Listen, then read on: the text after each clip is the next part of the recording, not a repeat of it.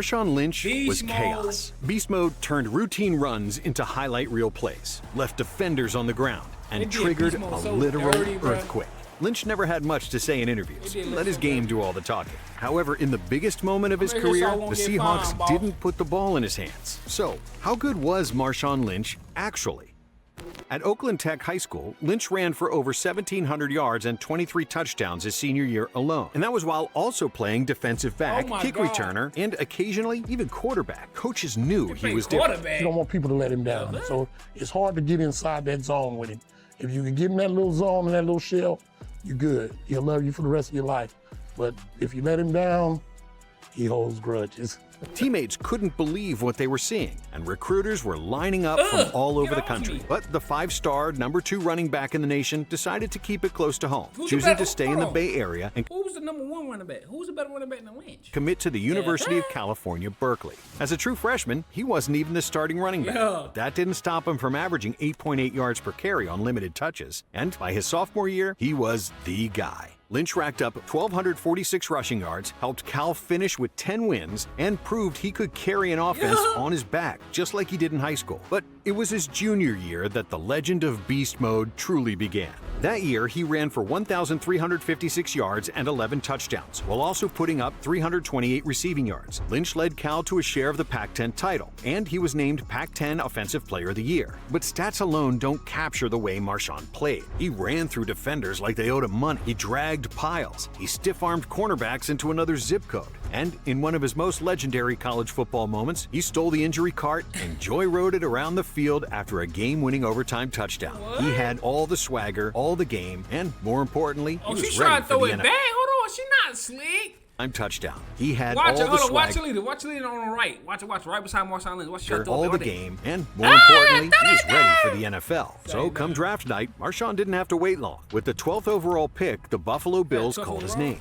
With the 12th pick in the 2007 NFL Draft, the Buffalo Bills select Marshawn Lynch, University of California. They were fresh off a disappointing season and needed a new face for the franchise, someone who could carry the load after the departure of Willis McGahee. But here's the thing, Buffalo wasn't Oakland, it wasn't California, it wasn't even close. Marshawn, a West Coast kid through and through, landed in a city where it snowed like crazy, the media was intense, and the people were, well, a little different. What's up, we're gonna go celebrate all the shit. All right, we go down to a bar, and they had a Confederate flag hanging there. I'm like, damn, what kind of American flag is this? It's a Confederate flag. What is that? So I'm trying to, hey, let me get some Hennessy. They looking at me like. Still, he came out swinging his rookie season. In his very first NFL game, he ran for over. Like that in Buffalo back. Well, I don't know if it's still like that, but I ain't know if it's like that in Buffalo. 90 yards and a touchdown. By midseason, it was clear this rookie wasn't normal. He had the vision to hit cutbacks, the strength to shed linebackers, and the toughness to take 20-plus carries a game without slowing down. In Week 10 against the Bengals, he dropped a 153-yard, 1-touchdown performance, and even threw a 16-yard touchdown pass on top of it. But just a week later, Marshawn suffered an ankle injury that kept him out for 3 games. However, that just makes his season stats all the more wild. Over 250 touches, 1,115 rushing yards, and 7 total touchdowns. Only Adrian Peterson outrushed him among rookies that year. He let his play do all the talking. While other young stars chased headlines, Marshawn kept a low profile. He wasn't flashy in the media, but on the field, he was quietly becoming one of the most dominant backs in football.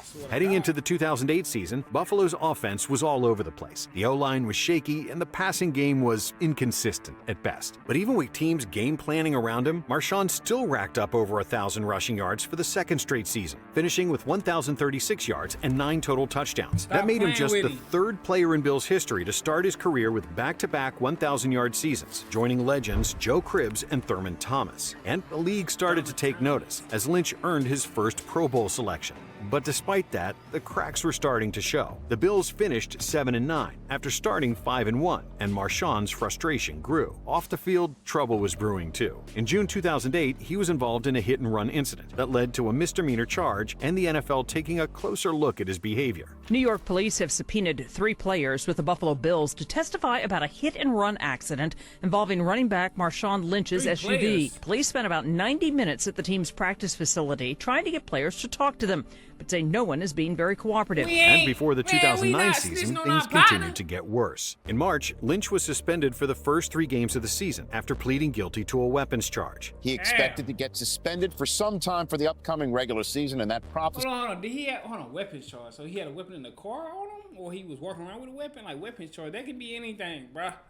became reality Man. Thursday as the league announced he has received a 3-game sit-down for 2009. That gave another Bills running back, Fred Jackson, a chance to take over, and Jackson balled out. And by the time Marshawn returned in Week 4, the dynamic had shifted. Fred Jackson had won over the locker room, the coaching staff, and the fans. And while Lynch still got touches, he never quite got his job back. He was still powerful, still hard to tackle, still respected, but Buffalo didn't seem interested in building around him anymore. So when the Seattle Seahawks called on October 5th, 2010, they were quick to pick up the phone. The Bills sent Lynch to Seattle for just a 4th and 5th round pick. For a couple of weeks, the rumors the Buffalo Bills have finally found a home for Marshawn Lynch.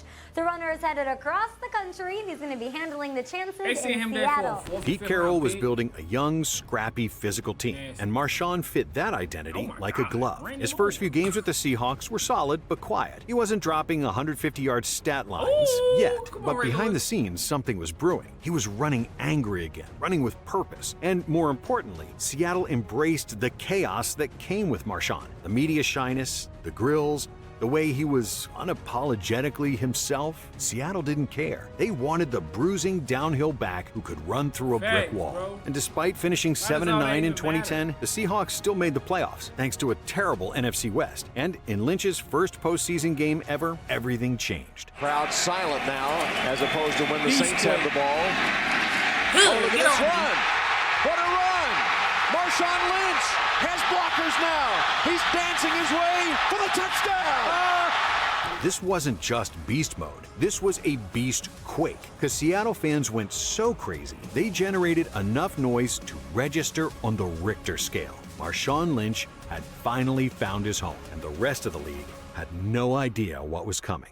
In 2011, Marshawn finished with 1,204 rushing yards, 12 rushing touchdowns, and an 11-game touchdown streak. Every week, Lynch was must-see TV. Stiff arms into the dirt, Skittles celebrations on the sideline. Ever since high school, Marshawn Lynch's mom always gave him a pack of Skittles that he eats during the game after touchdowns. Well, there you go. Or an explosive run that left defenders grabbing air. The Seahawks weren't great yet, and they finished 7-9 for a second year in a row, but you could feel something coming. And in 2012, their push over the hump came in the form of rookie quarterback Russell Wilson. With the 75th pick in the 2012 NFL Draft, the Seattle Seahawks select Russell Wilson, quarterback, Wisconsin. But while Wilson brought excitement, Marshawn was still the engine of the team, and that engine was roaring. Lynch racked up 1,590 rushing yards, 11 rushing touchdowns, an all-pro first team, and a career-high 5.0 yards per carry. He had 10 games with over 100 rushing yards, and his bruising style wore down defenses week after week. And Seattle, they were starting to look scary. Their defense, the Legion of Boom, was maturing into one of the best in football. So, unsurprisingly, the Seahawks finished 11-5 and earned a wild card spot. In the playoffs, Lynch took his game to another level, rushing for 132 yards and a touchdown in a comeback win against Washington before Seattle suffered a narrow loss to Atlanta. But finally, the Seahawks had a winning season and showed that they were for real in the postseason. And if there was any doubt, they quickly cleared that up in the 2013 season. Seattle won their division for the first time since 2007, finishing 13-3 behind a smothering defense and a bruising offense built around none other than beast mode. Wilson made plays, but Marshawn won games. When they needed a clock chewer, he delivered. When they needed a big run on 3rd and short, he bullied through it. And when they needed someone to carry the load in bad weather or hostile stadiums, it was always the same guy, number 24. In the divisional round against the Saints, Lynch had 140 rushing yards and 2 touchdowns. Then, just a week later in the conference championship, he put up 109 rushing yards against the Niners. Marshawn Lynch and the Seattle Seahawks were headed to the Super Bowl. And while Lynch played well, scoring a touchdown, it was the Legion of Boom that stole the show, forcing a safety, 4 turnovers, including a pick 6 by Malcolm Smith, and holding Peyton Manning's high-powered offense to just 1 touchdown in a 43-8 blowout. When the confetti fell, Beast Mode was a Super Bowl champ. And you didn't have to be a Seahawks fan to love Beast Mode. He was the walking embodiment of everything fans loved about football. Violent, physical, no-nonsense running, mixed with just enough swagger to keep things fun. And in 2014, Marshawn gave us the full experience. He finished the season with 1,306 rushing yards, a career-high 13 rushing touchdowns, plus 4 receiving TDs. And he even gave us a little Beast Quake 2.0 action in Week 16 against the Cardinals, where the NFL fined him for grabbing his crotch during his celebration. But while the highlights were electric, it was the postseason where things hit legendary status yet again. In the NFC Championship against the Packers, Seattle was down big, but Marshawn sparked the comeback, blasting off a 24-yard go-ahead touchdown late in the fourth. Seattle eventually won in overtime, and they were headed back to the Super Bowl for the second straight year. This time, they would have to face Tom Brady's Patriots. And in all the Super Bowl week media festivities, Marshawn stole the show in a way only he can, by doing a press conference where he said, well, nothing, except for one now famous line. So I won't get fined, I'm here so I won't get fined. I'm here so I won't get fined. I'm here so I won't get fined. I'm just here so I won't get fined. I'm here so I won't get fined. The Seahawks were trying to go back-to-back. Late in the fourth quarter, down 28-24, Seattle was driving. Russell Wilson hit Jermaine Kearse on a Miracle Circus catch to get to the 5-yard line. Lynch had already rushed for 102 bruising yards and a touchdown. All he needed was one more carry, one more yard. The game and a second ring was right there. But the Seahawks didn't give it to him. Maybe they were trying to catch the defense off guard. Maybe they didn't like the look the defense was giving them. Some believe it was about spreading credit, letting Wilson be the hero instead of Marshawn. Bruh, soon as Marshawn Lynch said, I'm sure so I won't get fined, they was like, yeah, we can't let you get an MVP. We can't let you get the Super Bowl MVP. You want to get a Russell Wilson bum ass. They basically gave Tom Brady a ring. They basically gave Tom Brady a ring. Gave it to him. Whatever the reason, they took the ball out of the hands of the most dominant short yardage back in the NFL in the biggest moment of the season. You see the reaction from everybody, and then as I'm going back to the sideline, and as I hear this, I take my helmet off and I go right to Pete Carroll's face, and I'm talking about I hit his with the biggest. You laughed in his face?